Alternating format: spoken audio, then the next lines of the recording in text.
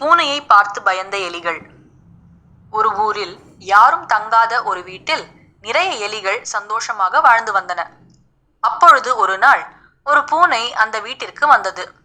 அங்கு நிறைய எலிகள் இருப்பதைக் கண்டு பூனைக்கு மிக்க மகிழ்ச்சியாகிவிட்டது. அது ஒவ்வொரு நாளும் ஒவ்வொரு எலியாக பிடித்து சாப்பிட்டு கொண்டிருந்தது. எலிகள் மிகவும் பயந்து நடுங்கின.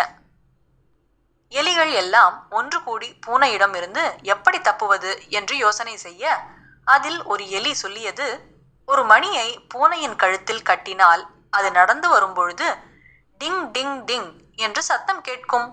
நாமும் ஓடி ஒளிந்து விடலாம். பூனை ஏமாந்து போகும் என்று கூறியது.